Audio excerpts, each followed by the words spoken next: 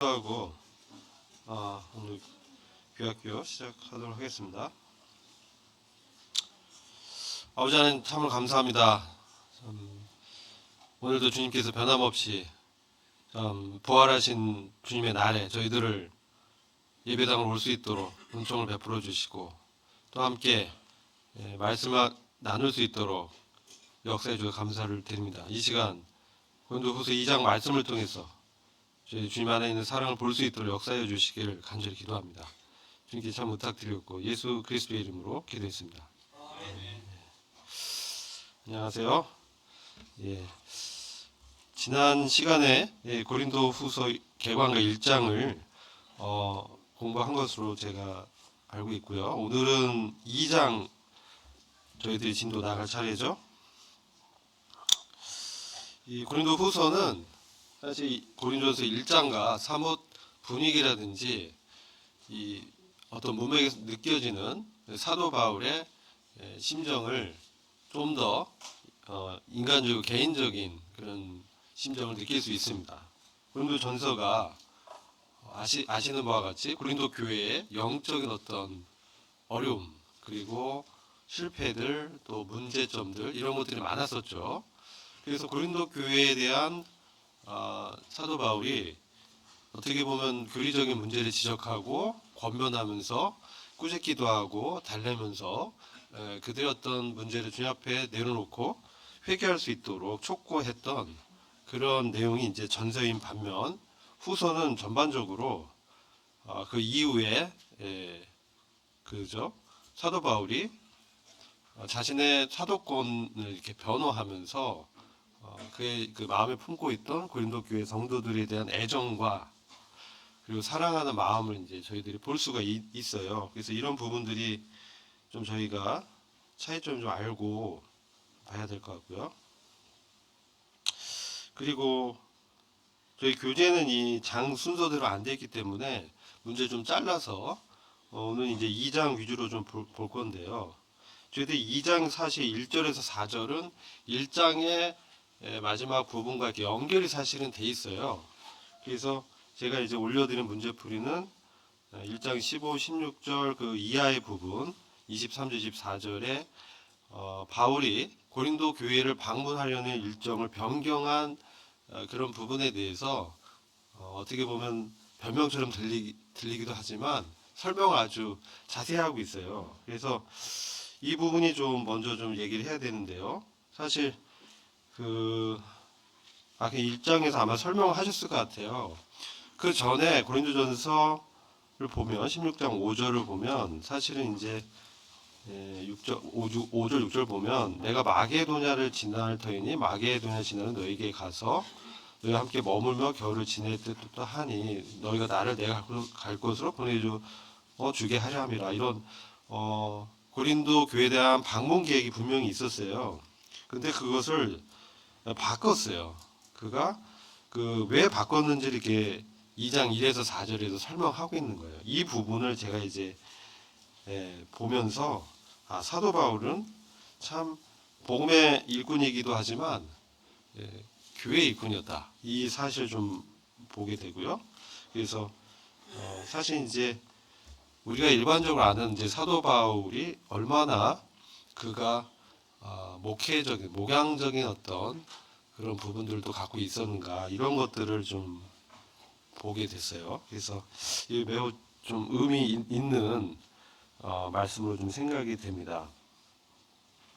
이전에는 사실 마게도냐에서 고린도로 가고 그 다음에 그들을 통해서 예루살렘을 가려고 했던 일정이 있었어요. 근데 이런 것들을 좀 변경하는 그런 과정에서 왜 이렇게 일정을 변경했느냐 이 말씀이 사실 고린도 후서 1장 그 후반부에 있는 말씀들이 방문 일정을 변경하게 된 이유를 설명하고 있는 부분이에요. 근데 왜 이렇게 사도가 이렇게 설명했느냐 이 배경을 좀 우리가 이해를 해야 됩니다. 왜냐하면 고린도 교회가 사실은 여러분 잘 아시겠지만 사도행전 18장에 이제 사도 바울이 고린도를 이제 방문하면서 그곳에서 그들을 가르치고 또 교회가 이제 세워지면서 이후에 이제 바울이 또 전도 여행을 하면서 돌아갔는데 이후에 이제 거짓 교사들이 들어왔어요. 거짓 교사 들어오면서 고린도 교회가 사도 바울의 가르침에 대해서, 은혜의 복음에 대해서 뭔가 이제 섞었어요. 고린도 교회가 갖고 있었던 어떤 복음의 순수성을 혼합한. 뒤에 보면 후서 2장 그 마지막에 보면 이런 말씀 있잖아요. 우리는 수다한 사람과 같이 하나님 말씀을 혼잡하게 하지 않는다. 이런 표현이 있어요. 고린도후서 2장 17절에. 그러니까 수다한 사람, 이 참 상당히 많은 사람들이 하나님의 은혜의 복음을 혼잡시켰다. 이게 무슨 말이냐면은 뭔가 율법적인 요인도 이제 가미된 것 같고, 예를 들어 뭐 할례를 행해야 된다, 그래야 우리 구원이 완성이 된다라든지 여러 가지 율법적인 어떤 배경과 지식을 갖고 있었던 유대적 배경의 어떤 교사들이 들어와서 바울의 은혜의 복음을 공격하면서 이게 불완전하다, 이 복음은, 그리고 바울은 사도가 아니다, 이렇게 공격했던 것이에요. 그래서 이것이 사도 바울이 증거한 이 복음의 기초를 흔들었기 때문에, 특별히 바울이 지금 자기가 지금 이 고린도 교회를 방문하겠다고 하면서 방문 계획을 이렇게 변경한 이유를 자세히 설명하고 있는 이유도, 그가 이러한 그들의 어떤 공격, 그 거짓 교사의 공격을 뭐라고 했냐면, 그가 사도가 아니다, 이런 어떤 공격을 했단 말이에요. 그리고 이 일정을 변경을 이렇게 쉽게 하는 거 봐라, 얼마나 육신적인 사람이냐, 자기네 어떤 육신의 어떤 성향에 따라서 자기하고 약속한 약속을 이렇게 잘 안 지키는 그런 사람이다.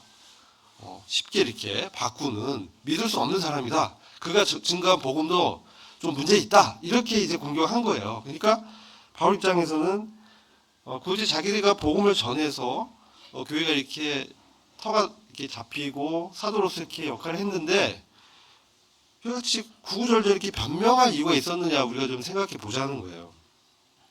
그래서 고린도후서 2장 1절이 바로 그런 말씀들을 쭉 설명을 하는데, 이런 말씀한 거예요. 내가 다시 근심으로 너에게 나아가지 않기로 스스로 결단하였다.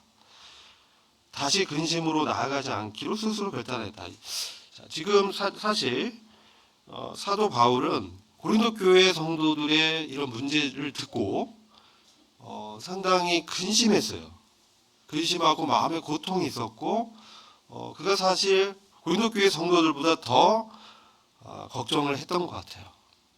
왜냐하면 사도 바울은 하나님 앞에서 참 서 있던 위대한 사실 사도죠. 그래서 하나님의 은혜 복음 증거했지만 또 성도의 성화, 또 거룩에 대한 부분, 이런 부분들을 가르쳤었는데, 지금 성도들의 상태를 보면 막 분열이 있었고요. 그리고 어떤 그 근친상간에 세상에서도 보기 힘든 음행의 문제로 문제가 있었고, 그리고 그것을 이때 방관하고 있었던 교회의 어떤 리더십 문제라든지 성도들 영적 상태가 완전히 세속화 되기 직전에 그런 상태였다는 것이죠. 그리고 고린도 교회는 사실 은사적으로 굉장히 뛰어났던 것 같아요. 그래서 고린도 교회 보면 여러 은사들이 많이 일어나다 보니까 그 은사주의자들 이렇게 따라가지고 성도들이 이렇게 파가 이렇게 나뉘었던 것이거든요. 그래서 고린도 교회는 그런 은사도 있었고, 뭐 말을 잘하는 사람도 있었고, 그렇기 때문에 막 좀 뭔가 일도 많이 어떤 일을 벌이려고 했던 그런 움직임도 있었지만, 근본적으로 바울이 증거한 은혜의 복음에서 뭔가 율법적인 요소를 가미한 이런 문제가 있었다는 거예요. 그리고 또 그런 문제 있었잖아요. 뭐 송사 문제도 있었고요. 또 제사 음식 먹는 문제도 있었고, 교회에서 볼 수 있는 다양한 그런 문제들을 다 기록하고 있어요. 그러다 보니까 분량이 많죠. 고린도 전후서 합치면. 그만큼 사도 바울은 고린도 교회에 대해서 애정을 갖고 할 말도 많았다는 거예요. 문제가 있었기 때문에 또 그것도 교정하고자 하는 편지도 썼고, 이게 고린도 전서였어요. 근데 후서는 그런 기조하고 완전히 달라요. 그러면서 2장 1절부터 4절 보면 근심했다. 왜냐하면 너희에게 나아가지 않기로 스스로 결단했다. 사실은 바울이 이제 방문해가지고 그들을 더 권면하고 교정도 더 할 수 있었죠. 근데 여기 보면 내가 너희에게 나아가지 않기로 스스로 결단했다. 이 말씀은 참 뒷부분 말씀을 읽지 않으면 이해가 안 가요. 나가겠다고 약속한 사람이 또 방문하지 않기로 스스로 했는데, 왜냐하면 지금 바울은 굉장히 고린도 교회의 어떤 실패와 어려움과 이런 것들 보면서 너희를 책망의 편지를 썼어요. 사실 어떤 준엄한 권면과 이거 고쳐야 된다 이렇게 이제 책망을 사실 한 건데, 이로 인해서 근심했겠죠. 근데 교회 성도가 아무래도 사도가 보낸 편지를 무시할 수는 없잖아요. 그래서 그걸 보면서 근심하고 막 이런 상태예요. 그래서 내가 너희를 근심하게 하면 바울의 이 권면의 말, 책망의 말을 통해서 마음이 이제 근심하게 됐는데, 그래서 너희를 근심하게 하면 나의 근심하게 한 자밖에 나를 기쁘게 한 자가 누구겠느냐 이렇게 말씀하죠. 내가 너희를 책망해서 너희가 마음이 참 근심하게 됐는데, 사실 나를 기쁘게 할 자도 사실은 책망을 받아서 근심하고 있는 너희들이다. 너희들이 내가 쓴 이 고린도 전서의 권면을 듣고 또 다른 또 눈물의 편지가 있다라고 해석하는 분들이 있어요. 눈물로 쓴 편지가 또 다른 제3의 서신이 있는 거 아니냐 이런 해석도 있긴 합니다. 그래서 바울이 그들을 향한 어떤 애정을 표현한 이런 서신이 있다라고 이제 보는 분도 있지만, 아무튼 이 고린도 전서를 통해서 이 고린도 교회 성도들이 상당히 근심하고 있는 상태였기 때문에 3절 보면 내가 이같이 쓴 것은 내가 갈 때 마땅히 나를 기쁘게 할 자로부터 도리어 근심을 얻을까 염려함이요 또 너희 무리를 대하여 나의 기쁨이 너희 무리의 기쁨인 줄을 확신함이로라 이렇게 쓰고 있단 말이에요. 그래서 이것은 내가 이같이 쓴 것은 내가 갈 때 마땅히 나를 기쁘게 할 자로부터 도리어 근심을 얻을까 하려 합니다. 이거는 뭐냐면 내가 이런 편지를 쓴 것은 이렇게 쓰고 있는 것은 이제 2차 방문 때, 뭐 3차 방문이 될 수도 있지만, 내가 방문했을 때 내가 나를 기쁘게 할 성도들이 그렇죠? 교제가 되고 또 이렇게 봤을 때 또 사랑하는 마음이 이렇게 생기고 이렇게 될 정도로부터 도리어 또 근심을 얻을까 염려가 된다는 거야. 이게 무슨 말이냐면 고린도전서를 보내고 그죠? 이들이 그 서신서를 읽고 이제 바울의 권면을 받아서 돌이키고 회개하지 않고 여전히 그 죄 가운데 또 그런 분리와 여러 문제 가운데 있다면 어떻습니까? 도리어 근심하게 된다는 거죠. 도리어 근심을 얻을까 염려가 된다. 내가 사실은 이런 염려 때문에 지금 스스로 결단해서 좀 방문 기일을 연장을 하겠다. 지금 이제 하지 않고 다음에 좀 하려고 하는 이유가 사실은 내가 갔을 때 너희들이 회개치 않고 여전히 죄 가운데 있는 모습을 보면 내가 더 슬픔이 오고 근심이 되고 또 그때 가면 또 더 강한 질책과 책망을 또 해야 되지 않겠냐. 그렇기 때문에 사실 나는 너희들이 스스로 자발적으로 내가 쓴 그 편지를 읽고 하나님 앞에서 회개하고 돌이키는 그런 자성의 시간을 너희가 가져야 된다. 그래서 스스로 회복이 되고 하나님 앞에서 쓰는 그것을 사실 내가 보고 싶다. 그래서 내가 사실은 내 일정을 변경한 거야. 이렇게 얘기하는 거예요. 그죠? 그래서 사실 이 사도 바울이 약간 기조가 바뀌어 있다는 것을 우리가 느껴야 돼요. 사도 바울이 이전의 바울 같았으면 굉장히 다혈지고 불같고 그죠?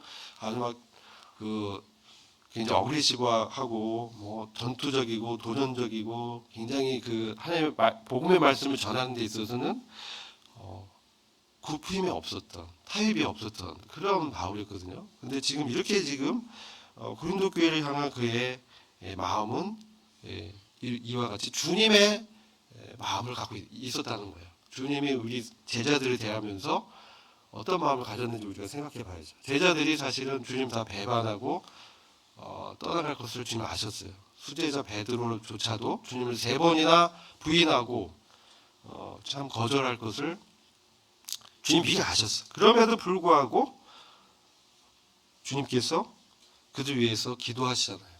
그리고 다 알고 계셨고, 그러나 내가 두려워 말라. 내가 세상을 이미 이겼다. 이렇게 또 말씀하셨던 이런 주님의 마음, 그 영혼들에 대한 또 제자들에 대한 주님의 애정이 바울에게도 전이가 된 거죠. 바울 안에 사셨던 그 그리스도가 이제 바울 사역의 초기에서는 정말 다혈질적이고 일중심적이고 도전적이고 이랬던 바울이 지금 바뀌어 있는 거예요. 그래서 오히려 그들이 스스로 변화되고 회개할 수 있는 시간을 주기 위해서 그 하나님의 역사가 그들에게 나타나서 그들이 성령님을 통해서 자성하면서 하나님 앞에 다시 회개하면서 돌이키기를 원했기 때문에 그것이 사실 바울의 기쁨이 될 것이라는 확신을 갖고 있었어요. 그래서 이런 말씀을 쓰는 것이죠. 그래서 4절 보면 환난과 애통한 마음이 있었다는 거예요.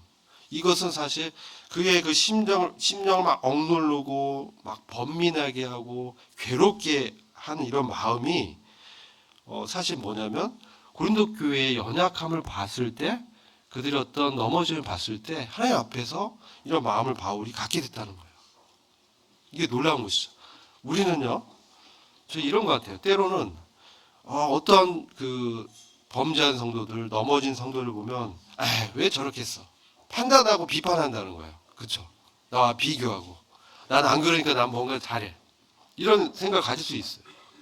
근데 사도 바울은 오히려 넘어진, 연약한, 미숙한 성도들을 대하면서 그들의 실패를 자기의 고통으로 여겼다는 거예요. 마치 자기가 그런 상황에 있는 것처럼 어려움을 느끼면서 심지어 눈물을 흘렸다는 거예요. 그러면서 눈물을 흘리면서 이 편지를 썼다는 거예요. 여기서 사도 바울의 목회적인 관점을 우리가 배워야 됩니다. 우리가 복음 전하고 구원받은 성도들이 때로 이제 초신자 상태에 있을 때 사실 미숙해서 넘어질 수도 있고 연약함이 있잖아요. 그렇잖아요. 우리도 그런 데 있었고. 근데 그것을 정말 사도 바울처럼 자신의 어려움과 하나님 앞에서 주님 대신 마치 주님처럼 그런 마음의 이 억눌림, 오프레션이라고 해서 환난, 억눌림을 느꼈다는 거예요. 자기가 환난이라는 게 억눌림, 억압적인 거. 그의 어떤 범죄와 실패가 아니고 성도들의 그런 범죄와 실패고 이런 미숙함에서 그는 목자적인 이런 마음으로 자기가 번민하고 괴로워했다는 거예요. 그러면서 울기까지 했어요. 한편은 이런 거죠. 울기조차 하지도 않고 막 판단하면서 왜 이렇게 문제가 많아? 뭐 하는 거야 지금? 거기 있는 그 리더들은 뭐 하는 거야 도대체? 복음도 이렇게 살지 못하고 있는데 말이야. 이런 생각도 가질 수 있잖아요, 그렇죠? 근데 그렇지 않아요. 오히려 자기가 울었어요. 그리고 눈물로 쓰는 거예요 편지를. 그래서 아마 이게 뭐 다른 편지가 있었을 것이다라고 보는 분도 있고 이 눈물로 쓴 편지가 따로 있었을 것이다. 그래서 그 편지가 아마 이제 눈물에 젖어서 전수되지 않았을 것이다. 소실됐을 것이다. 뭐 그런 얘기도 있습니다. 근데 이걸 전설하고 또 해석하는 분도 있어요. 근데 아무튼 이렇게 쓴 것은 너희로 근심하게 하려고 한 것이 아니다. 너희를 슬프게 하려고 내가 책망해서 너희가 정말 잘못했어. 너희는 정말 잘못했어. 막 이런 것을 강조해가지고 침체에 빠지게 하고 내가 왜 이럴까? 막 이렇게 근심에 깊이 이렇게 머물게 하려고 한 게 아니라는 거예요. 오히려 자기가 이렇게 편지를 쓰는 이유가 4절 후반 보면 너희를 향하는 넘치는 사랑이 나한테 있음을 너희가 좀 알아줬으면 좋겠어. 이렇게 얘기하는 거예요. 그러니까 사도는 굉장한 그 당시에 사도권이라고도 하잖아요. 그래서 사도의 이러한 권면은 정말 주님의 말씀과 같은 그런 명령과 같은 권위가 있었단 말이에요. 근데 그가 이렇게 오히려 그런 권위적인 태도에서 내려와서 정말 목양자적인 그들과 같은 심정으로 오히려 사랑이 내 안에 얼마나 너희를 향한 넘치는 사랑이 있으면 너희가 좀 알면 좋겠다. 이렇게 이제 말씀하면서 그가 이제 왜 고린도 교회 방문 일정을 변경했는지를 구구절절히 설명을 하고 있다는 거예요. 여기서 바울이 얼마나 고린도 교회 성도들에 대한 사려 깊음과 또 배려하는 마음이 있는지를 우리 보게 되는 거죠. 그렇죠? 그래서 우리가 성도들에 대해서 교제하고 또 돌볼 때 이런 사도 바울의 목양자적인 이 태도를 분명히 배울 필요가 있다는 것을 저도 느꼈고 아마 여러분들도 그런 교훈을 얻으려 봅니다. 5절 이렇게 보시면 근심하게 한 적이 있었을지라도 나를 근심하게 한 것이 아니 어느 정도는 너희 무리를 근심하게 한 것이니 어느 정도라면 내가 너무 심하게 하지 아니하리라. 어느 정도 너희도 내가 그 겉면에 이 편지를 쓴 그것을 통해서 분명히 너희도 근심하게 되었었고 또 어느 정도 근심했다. 너무 심하게 근심하지 아니하게 하려 합니다. 이런 목적이 또 있다는 것이죠. 그리고 6절 보면 어떠한 사람이 많은 사람에게서 벌 받는 것이 족하다. 이게요. 사실 이제 뭔가 이제 우리식으로 뭔가 이렇게 벌을 줬구나 이렇게 이해하면 안 되고 여기서 말하는 벌은 교회적인 치리, 어떤 징계 이것을 말씀하는 것으로 보여요. 그래서 사도 바울이 우리 고린도전서 5장에 보면 근친상간한 그러한 형제 있었죠. 그래서 왜 그를 이렇게 징계하지 않냐 이렇게 권면했어요. 그렇죠? 그래서 아마도 그에 대한 말씀이 아니겠는가 이렇게 추정하는 거예요. 그래서 그를 벌을 받았다라는 것은 뭐냐면 그를 징계했다는 거예요. 근데 그게 충분한 거다. 이제 어느 정도 시간이 지났기 때문에 그가 그 징계를 통해서 아마 질책을 받고 돌이켜서 회개를 한 것 같아요. 그래서 7절 보니까 그런즉 너희는 차라리 저를 용서하고 위로할 것이니 저가 너무 많은 근심에 잠길까 두려워하노라. 여기서 우리는 교회 징계와 치리의 목적을 분명히 알아야 되는 거예요. 물론 교회 어떤 성별을 지키고자 하는 그런 측면도 있지만 근본적으로는 그 넘어진 형제를 일으키기 위한 것, 회복시키기 위한 것이 징계의 목적입니다. 그래서 우리가 히브리서 12장을 보면 징계가 없으면 사생하라 이런 표현이 있잖아요. 하나님이 사랑하기 때문에 징계를 하는 것이고 그를 통해서 그가 오히려 거룩함에 참여시키기 위해서 교회의 거룩 또 우리가 주님의 날에 주님을 대면했을 때 같이 상을 받고 함께 기쁘고 또 이러한 주님의 어떤 인정을 함께 받고자 한 그러한 목적으로 우리가 징계와 치를 하는 겁니다. 그래서 그게 족하다. 이제 그가 분명히 그거로 인해서 충분히 근심했고 또 돌이켜서 회개를 한 것으로 보인다. 그래서 7절 보면 그런 너희는 차라리 저를 용서하고 위로해라. 이런 말씀하고 있죠. 용서와 위로. 사실 이게 전반부의 메시지는 용서와 위로입니다. 지체들 향한 사랑. 이것이 전반부 고린도후서 2장 전반부의 메시지입니다. 우리가 지체들이 어떨 때는 우리가 다름이 있습니다. 근데 이 다름이 틀렸다라고 보면 안 돼요. 그렇죠? 왜냐하면 그 과정에서 넘어질 수 있고 어떤 사정이 있고 어떤 분명한 원인이 있단 말이에요. 그런 부분을 목양자는 그런 부분을 잘 분별해서 그의 사정과 그 원인에 따라서 잘 규제해 줘야 돼요. 그냥 자기가 안 그렇다고 자기 기준으로 비판하고 막 책망하면 오히려 그가 어려워지고 교회에 더 어려움이 된다는 것이죠. 그래서 이런 부분을 바울의 이 말씀을 통해서 바울의 있던 이런 태도를 통해서 우리가 배우게 되죠. 8절 그러므로 너희를 권하노니 사랑을 저희에게 나타내라.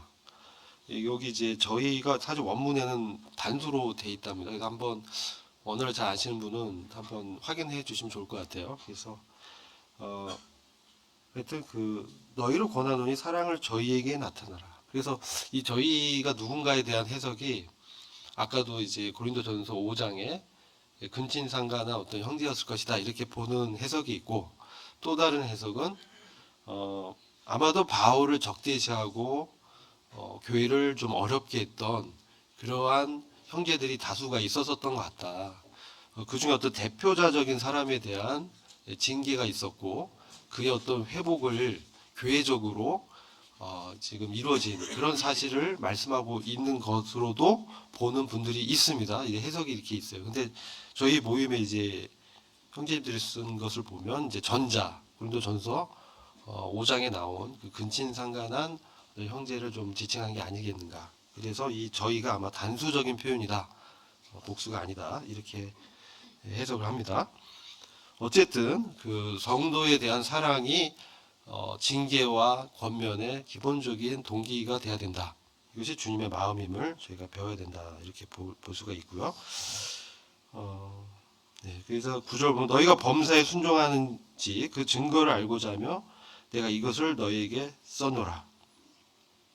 사실 이제 바울이 이렇게 서신서를 쓰는 것은 그 어떤 권면을 통해서 이 사도적 권면은 주님의 말씀과 준하는 그런 권위가 있거든요. 그래서 그 말씀을 주님의 말씀으로 받고 회개하고 돌이키고 또 자기의 어떤 잘못된 점을 순종하고 그러한 것을 이제 보고자 쓴 면이 있다. 그 구절을 이제 또 말씀해 주죠. 그래서 10절 보면 너희가 무슨 일이든지 네게 용서하면 나도 그리하고 내가 만일 용서한 일이 있으면 용서한 그것은 너희를 위하여 그리스도 앞에서 한 것이다. 네. 그래서 사도 바울조차도 어떤 용서의 마음을 갖고 있다. 그래서 이제 바울이요. 사실 바울을 적대시했던 그런 사람들에 대해서도 포용하는 마음도 있었다고 좀 보여지는 부분이 바로 이런 부분들이라는 거죠. 바울도 사실 그 근친상간 형제에 대해서 분노한 마음이 있었고 내가 그렇게 말씀을 전하고 복음을 전했는데 왜 그렇게 됐을까? 참 하나님 앞에서 좀 어려움을 느꼈을 수도 있었을 것 같고 또 자기를 적대하는 그런 사람들 바울 가짜야 사도가 아니야 뭐 이랬던 사람들이 그러한 거짓 교사들의 가르침에 이렇게 동조한 그가 복음을 전해서 구원받은 형제 자매님들이 그 거짓 교사의 말을 듣고 바울이 문제 있다라고 이제 판단했던 그런 사람들에 대해서도 바울이 너그러운 마음으로 다 용서하는 마음을 가졌다. 이렇게 이제 볼 수 있겠죠. 그렇기 때문에 이것은 너희를 위해서 그리스도 앞에서 한 것이다. 바울이 이 교회적인 차원에서 말씀하고 있는 거예요. 이 개개인에게도 물론 해당되겠지만 교회적으로도 그리스도 앞에서 자기가 그들에 대해서 관용하고 용서한 마음을 가졌다. 왜 그렇게 말씀하냐면 11절 때문에 11절 보면 우리로 사단에게 속지 않게 하려 함이라. 우리가 그 괴계를 알지 못하는 바가 아니로라. 항상 사도 바울은 교회 서신 쓸 때요. 이런 관점, 전체적인 어떤 관점을 위주로 많이 서신서를 씁니다. 교회 전체에 대한 권면을 쓰는데 특별히 여기서는 사단의 어떤 괴계에 대해서 말씀하고 있어요. 이거 굉장히 중요합니다. 왜냐하면 우리가 교회 어려움이 생기는 이유 중에 하나가 성도 간의 어떤 그 이간질이 있어요. 이간질. 이 관계, 속임수. 누구한테 뭐 어떤 말을 들었는데 이게 아마 너에 대한 비판이야 라고 말을 옮기기도 하고 본인도 이제 그런 생각하고 어렵기도 하고 뒷담화도 하게 되고 뭐 교회 리더십에 대해서 왜 이렇게 저거밖에 못해 이게 보통 교회에서 나오는 이런 일들이에요. 제너럴하게. 왜냐하면 앞선 이제 리더 형제님들 보면 노출되기 때문에 사람은 거의 비슷하잖아요. 근데 노출되다 보니까 더 약점이 더 두각돼서 보이거든요. 근데 그것을 이제 사랑으로 이제 관용하고 기도해 줘야 되는데 그것을 비판하고 왜 바울은 저렇게 어눌해? 왜 저렇게 막 바울이 사실 이제 육체의 가시가 있었잖아요. 어려운 점이 있었어요. 이게 뭐 간질이다, 뭐 눈에 어떤 질병이다, 뭐 여러 말이 있습니다. 왜 이렇게 말은 못해? 왜 이렇게 키가 작아? 뭐 이런. 이런 어떤 외모적인 측면에서 공격을 했을 수도 있고, 그게 가르침에 대해서도 공격하는데, 특별히 지금은 가르침에 대해서 은혜의 복음에 대해서 지금 율법을 넣어서 할례도 해야 되고 유대의 어떤 제사 예식도 지켜야 돼. 그래야 구원이 완성되는 거야. 어떻게 은혜로만 구원을 다 받아? 라는 가르침이 교회에 들어왔단 말이에요. 그래서 할례주의자, 뭐 할례당 이런 표현이 다 그런 유대적인 배경 가진 그런 거짓 교사들을 이제 얘기하는 거거든요. 그래서 이제 그러한 부분에 있어서 이것들은 다 사단의 관계이기 때문에 속으면 안 된다. 우리가 잘 분별해야 된다. 이렇게 말씀하는 거예요. 근데 사단이 보통 어떻게 하냐면 교회의 리더십을 공격해요. 항상 그래요. 그래서 리더가 이렇게 넘어진 거 보면서 이 성도들이 더 어려움 더 느끼거든요. 그렇기 때문에 우리가 그런 부분을 이 괴계를 잘 알아야 된다는 거예요. 이제 12절 보시면 내가 그리스도의 복음을 위하여 들어와의 이름에 주 안에서 문이 너에게 열렸다. 이렇게 말씀합니다. 그러니까 이 문은 뭐냐? 전도의 문입니다. 주 안에서 문이 나한테 열렸다. 여러분 사도 바울 어떤 인물입니까? 사도 바울은요. 복음 전도라면요. 목숨을 걸고 죽음을 각오하고 돌진하는 사람이에요. 미션 파서블이에요. 그 사람한테는. 굉장한 복음 전도에 열정이 있던 사람이고 그 일을 위해서는 진짜 나의 목숨은 생명 아깝지 않아. 이런 사람이에요. 그 로마서에 보면 그런 표현들이 9장, 10장 이렇게 걸쳐서 유대 자기 동족의 구원을 위해서 자기는 사실 내가 버림받아도 상관없어. 내 생명 아깝지 않아. 그래서 사실 예루살렘에 그래서 들어갔어요. 그래서 잡히잖아요. 사실 가지 말라고 막 말렸어요. 예언자들이 환상 가운데 당신 들어가면 잡혀. 가지 마 했더니 그런 말씀하는 거죠. 내 목숨, 하나님 은혜의 복음을 증거할 때 내 생명 아깝지 않다. 말리지 마라. 그랬던 사람인데 지금 드로아에 갔더니 복음 전도할 문이 확 열린 거예요. 사실 드로아에서 디도를 만나기로 했거든요. 디도에게 고린도 전서 또 서신서를 써서 보냈어요. 그래서 디도가 편지를 전달해서 고린도 교회 성도들의 상황을 사도 바울에게 이 드로아에서 만나서 알려주기로 어떤 약속을 했던 것 같아요. 그래서 이제 드로아에 갔는데 거기 또한 이제 딱 보니까 완전 이제 여기는 추수가 돼서 막 알알이 다 익었어요. 이제 딱 말씀만 전하면 막 구원 받을 것 같아요. 그런 분들이 있어요. 다 준비된 영혼들이 있는. 이 문제, 복음의 문이 확 살짝 열렸다는 표현이 그런 의미예요. 이제 복음 전도하면 이제 영혼도 얻겠구나. 이런 느낌을 사도가 딱 받은 거죠. 그전에는 이 드로아 지역에 안 그랬는데 지금 가서 보니까 굉장히 준비가 많이 됐네. 이제 난 이전 같아서는 어떻게 했어요? 정말 막 들어가서 복음 전하면서 막 했었을 거예요. 근데 지금 바울은 그렇지 않아요. 분명히 복음의 문이 열렸는데 13절을 보면 내가 내 형제 디도를 만나지 못함으로 내 심령이 편치 못해서 오히려 저희를 작별하고 마게도냐로 갔다.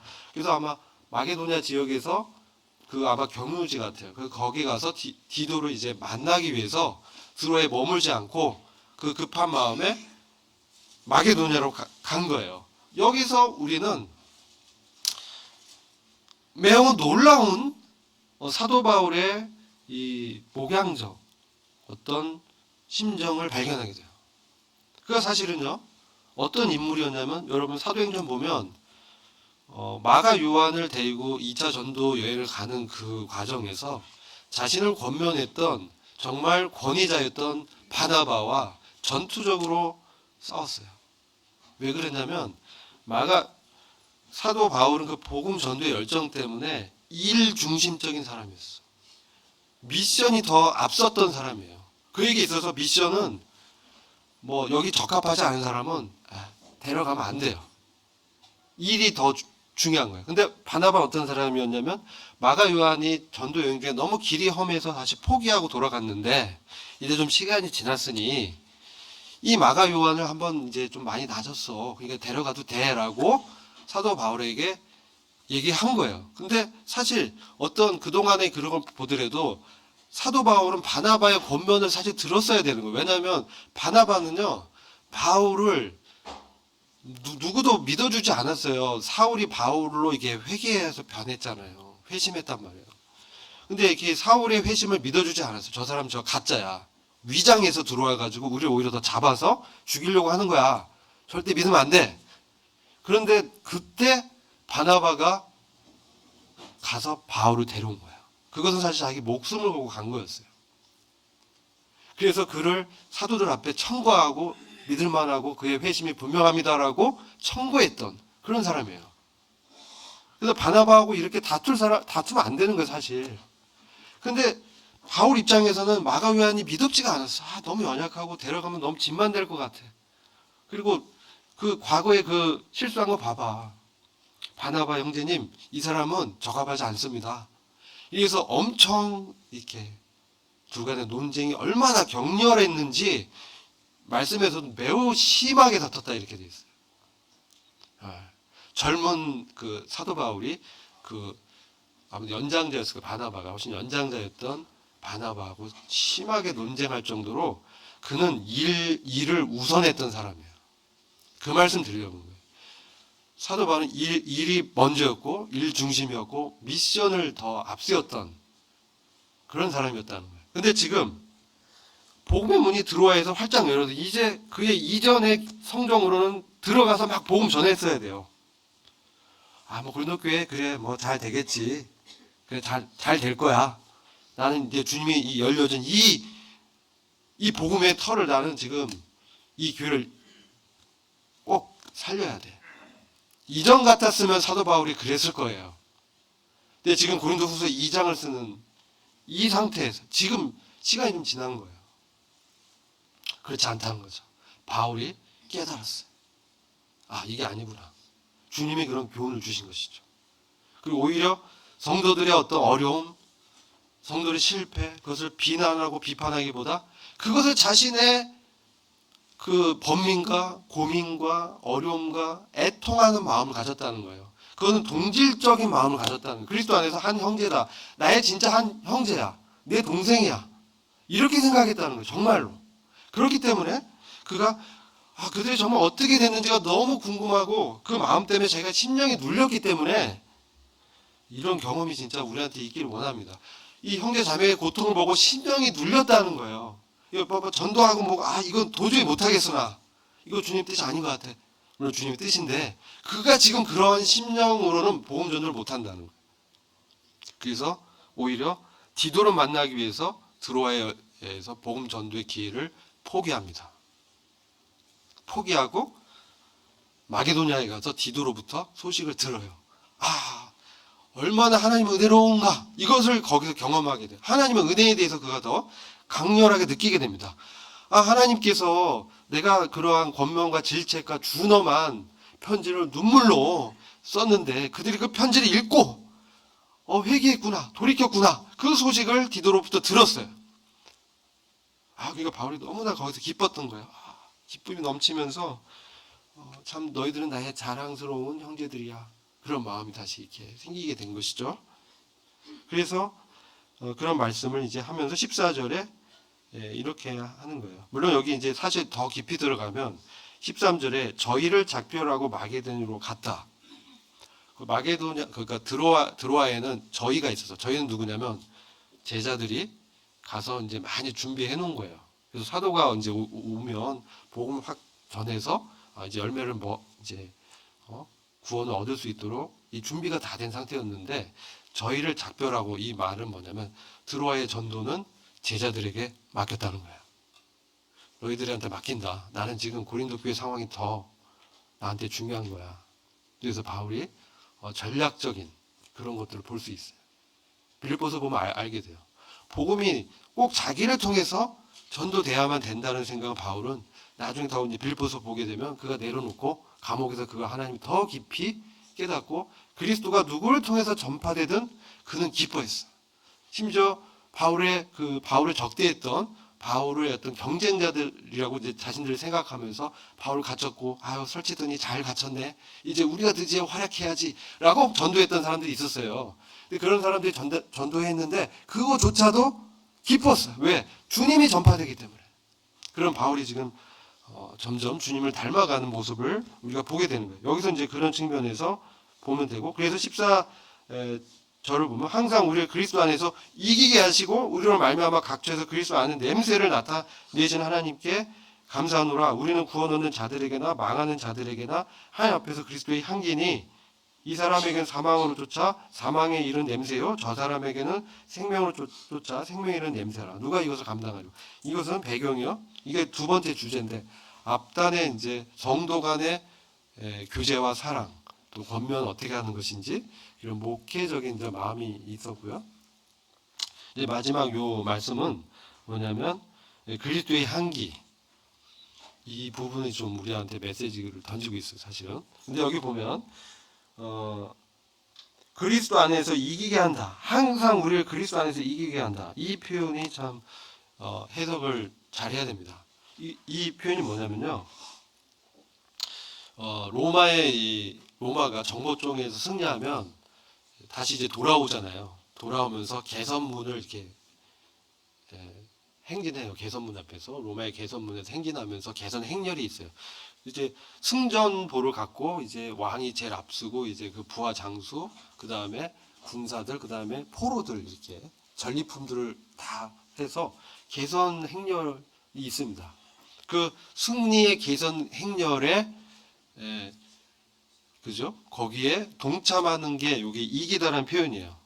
이기다. 그리스도 안에서 이긴다는 표현이 승리의 개선. 이미 그리스도께서 죄와 사망의 권세에서 승리하신, 부활에 승리하신, 그 죽음을 이기시고 승리한 그 승리에, 주님의 승리에 그 개선 행렬에 동참한다는 의미가 이긴다는 표현이에요. 우리가 막 각계전투에서 이겼다는 표현이 아니고 여기선 주님이 이미 승리한 군대로서 주님이 그 로마의 개선 행렬에 주님이 이제 군대 장관으로 앞서서 간 그 행렬에 사도 바울은 사실은 거기에 한 명의 포로처럼 자기가 거기에 끼어서 간다, 그런 표현이에요. 얼마나 겸손합니까? 자기가 어떤 장교로 막 했다는 그런 표현이 아니고 그 행렬에 미면 존재로 자기가 끼어 있다. 이렇게 이제 공동 번역 보면 이기게 한다. 끼어서 개선 행렬에 자기가 끼었다. 그런 표현으로 바울은 말씀하고 있는 거예요. 그래서 우리의 승리의 근거는 주님의 승리에 기반한다. 그래서 지금 사도 바울의 여기 또 승리는 뭐냐면 고린도 교회의 그 성도들이 그의 편지를 보고 회개하고 돌이켜서 하나님 앞에 굳게 서 있는 그 승리, 그것을 이제 바울이 느끼는 거예요. 그래서 우리로 말미암아 우리가 각 처에서 그리스도 아는 냄새를 나타낸다. 이것은 뭐냐면 그리스도의 성품이 그를 통해서 발산되는 거야. 이 향기라는 거는 로마의 개선 행렬의 좌우에 길가에 향기를 이렇게 발산시켰다고 그래요. 딱 그 향을. 그래서 아마 그걸 연상해서 바울이 이 편지를 쓴 것인데, 우리가 복음을 전하고 어제 이제 저희들이 청년 복음 집회하면서 복음을 전했을 때 이것이 생명을 얻은 구원 얻는 사람한테는 너무나 그 향기롭다는 거예요. 주님의 은혜와 십자가의 어떤 죽음과 사랑과 또 부활의 승리와 이런 거 봤을 때 이것은 정말 향기로운 그것인데, 이게 그리스도의 향기죠. 우리가 각 처에서, 우리 처소에서 주님의 대사로 주님의 승리에 우리가 동참하는 그 믿음으로, 그리스도 안에서 연합된 믿음으로 주님과 함께 살아갈 때 그 향기가 이제 나는 것이죠. 그렇지 않고 이제 복음을 적대하고 믿지 않는 사람에게는 뭡니까? 이것이 사망에 이르는 그러한 냄새가 된다는 것이죠. 그죠? 그 승리의 개선 행렬을 보면 정말 적군의 포로들이 있을 거 아니에요. 그런 사람들한테는 뭐예요? 이제 심판이 기다리고 있잖아요. 그런 의미도 복선적으로 있는 것이죠. 그래서 누가 이것을 감당하겠느냐 이렇게 말씀하면서 17절에서 수다한 사람과 같이 하나님 말씀을 혼잡게 하지 않고 순전함으로 하나님께 받은 것 같이 하나님 앞에서 그리스도 앞에서 말하노라. 우리가 복음의 순전함 참 필요한 것 같습니다. 오늘날 복음이요 정말 하나님의 능력과 은혜와 생명의 복음, 영광의 복음이 참 많이 약화되고 전파되지 않고 사람들이 듣기 좋은 말들, 또 사람들의 의를 이렇게 부추기는 그러한 율법주의적인 말씀들이 우리의 복음을 혼잡시키고 있습니다. 우리는 그것을 좀 경계해야 됩니다. 시간이 좀 이 후서 2장 말씀이 사실 이게 어려워요. 사실 그냥 보면 주석서를 보더라도 잘 이해가 안 돼요. 그래서 좀 자세히 말씀드렸고요. 문제풀이는요 5분밖에 안 남아서 한번 주요 포인트만 말씀드리고 나머지는 형제자매님들이 스스로 한번 읽어보시면 다 이해할 수 있도록 했습니다. 이게 1번, 2번 다 이제 설명이 다 됐기 때문에 넘어가고요. 예. 여기 1페이지 그 밑에서 빨간 줄로 제가 하이라이트한 말씀이 있어요, 사실. 거기 보면 예수 그리스도는 예하고 아니라함이 되지 아니하느니 저에게는 예만 되었느니라. 하나님의 약속은 얼마든지 그리스도 안에서 예가 된다. 그런즉 그로 말미암아 우리가 아멘하여 하나님께 영광을 돌리게 되느니라. 이게요, 이제 왜 이 말씀을 하냐면 바울이 약속을 바꿨잖아요. 고린도 교회 방문하겠다는 약속을 바꿨기 때문에 이 변명을 하는 거예요, 사실은. 근데 그 바울의 내면에는 사실 이게 내 안에서 스스로 결단해서 하나님 앞에서 결정해서 하나님 앞에서 내가 예스다. 그 마음은 성령님의 감동으로 하나님이 나한테 일정을 변경하게 하고 하나님의 성령 앞에서 자기 이런 결정을 했다. 그러면서 우리의 모범은 그리스도다. 그리스도는 하나님의 말씀 앞에 항상 예스 하시면서 순종하셨다. 이런 뜻으로 말씀한 것입니다. 그래서 이것을 이제 통해서 우리가 얻을 수 있는 교훈은 무엇인가? 이 페이지 보시면 교회 일꾼으로 교회의 덕을 세우는 바울의 본을 저희가 이제 교제했죠. 그리고 두 번째는 그리스도의 순종하심에 대해서 우리는 좀 교훈을 받아야 됩니다. 왜냐하면 그리스도의 순종하심은 여기 3번 위에 보면 고난 가운데 이제 주님의 그 순종이 자기 부인으로 나타나거든요. 근데 바울이 사실 기다리고 안 가는 게 바울에겐 더 고통이었어요. 바울의 성정은 당장 가서 너 이거 잘못했어 고쳐 이렇게 해야 되는 사람이에요. 근데 바울은 이미 주님의 사랑을 경험했기 때문에 자기의 어떤 원수 되었을 때 제자들을 잡아서 이제 죽음에 넘기는 그러한 복음의 원수였잖아요, 바울이. 그래서 자기를 용납한 주님의 그 사랑 때문에 그가 변화되면서 자기를 부인하는 거죠. 하늘의 미랄로 떨어져 땅에 죽어야만 열매를 맺는다는 거예요. 그새 그리스도의 예스가 그런 의미인 거예요. 그래서 우리도 죽음과 부활, 이 십자가의 도를 항상 우리 삶 가운데 적용하는 것은 그리스도의 남은 고난을 몸된 교회를 위해서 채우는 거예요. 우리가 성도를 대할 때 바로 이런 마음이 있어야 된다는 것이죠. 그래서 이 부분을 한번 말씀드리고 싶고요. 이제 넘어가서 쭉 다 설명을 드렸어요. 다 이게 제가 이제 말씀에서 설명을 드렸고 4페이지 보면 사탄 위에 파란색으로 사탄의 이간질 거짓말을 통해서 성도 사이를 멀어지게 한다. 그죠?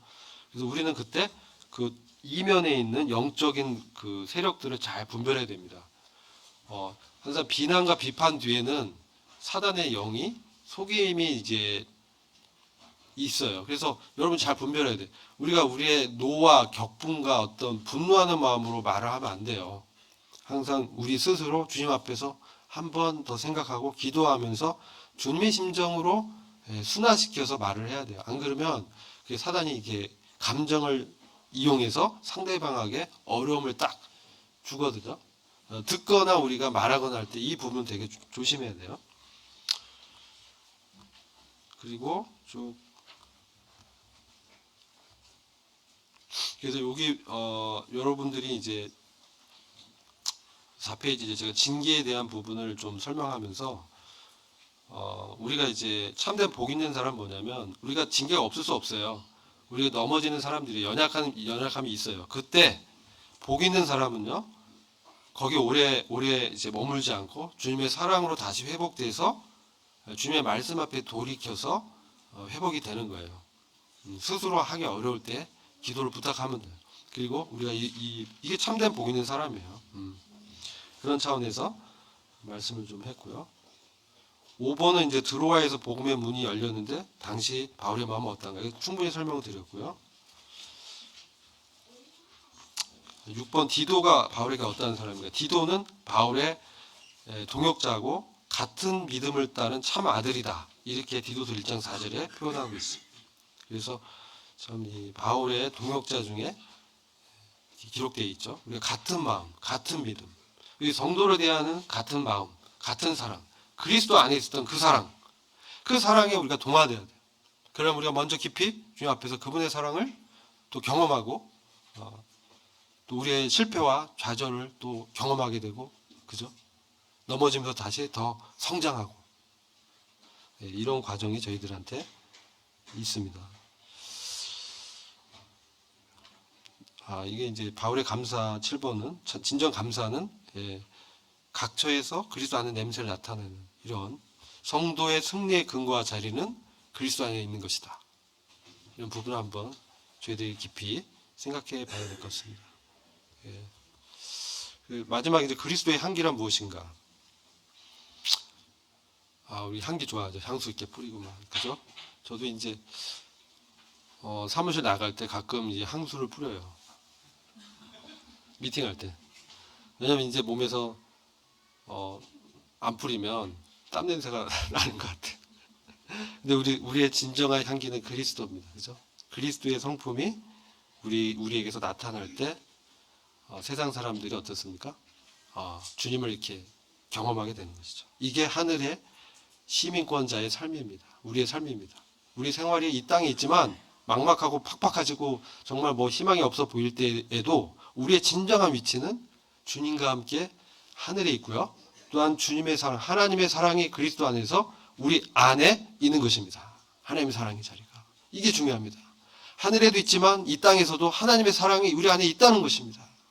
그래서 우리 하나님의 사랑을 우리가 품고 이 그리스도의 향기가 될 수 있는 것입니다. 고린도후서 2장 14절 한번 같이 읽고 마치겠습니다. 자, 항상 우리를 그리스도 안에서 이기게 하시고 우리로 말미암아 각처에서 그리스도 안 냄새를 나타내시는 하나님께 감사합니다. 아멘. 짧게 기도하겠습니다. 아버지 하나님 감사합니다. 주님, 우리가 각처에서 그리스도의 향기로 승리하는 주님의 그 승리에 동참하도록 역사하여 주옵소서. 예수 그리스도의 이름으로 기도했습니다.